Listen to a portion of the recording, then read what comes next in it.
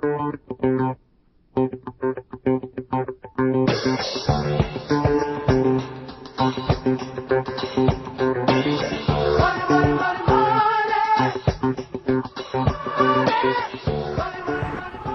it's Dave Lindahl. Welcome to another edition on the road to 7,000. And today we're in Dallas, Texas. And this is the Arbor Department community. When we first purchased the property, it was called the Highlands. It's a 356 unit community. And in this particular community, I'm going to take you around and show you the different changes that we made throughout. One of the big changes that we made is that it was actually built in two different phases. Phase 1 in 1971, Phase 2 in 1979. We decided to cut the property in half and create two different communities, and I'll tell you why as soon as we get inside.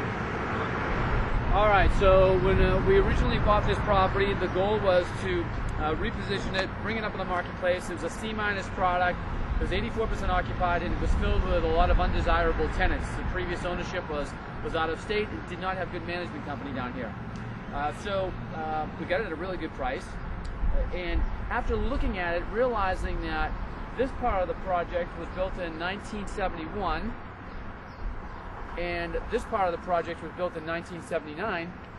We actually had two different types of buildings and building materials. So we thought to ourselves, if we cut the project in half, we could actually perhaps gate this one, make this one a B property, upgrade it to a B status, and this one would probably stay at about a C plus status. So this was 132 units. We cut it right down the middle. And this is approximately 256. Total complex is 340 something. I can't remember off the top of my head. But so that's what we did, and you'll notice by the paint, we completely separated. Originally, it was all the same color, so we made this a nice cream color with a white trim. We did all the upgrades necessary. We put in a lot of the trees, new trees and foliage. We got new signage over there, and on this particular side, what we did is we gated the community. So now we have a gated community. To be honest with you, on this side originally, this is where all the drug activity was. This is where all the derelict tenants were living, and this was our biggest challenge over there.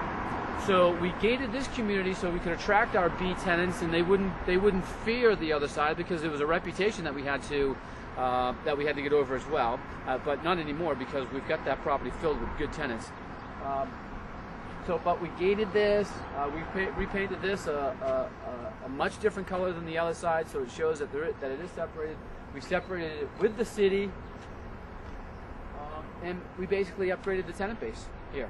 And that's one of the strategies. Our exit strategy was to come in. Originally, was when we bought the property, was to take the C- property, bring it up to a C+, reposition it, put it back in the marketplace, make a boatload of money.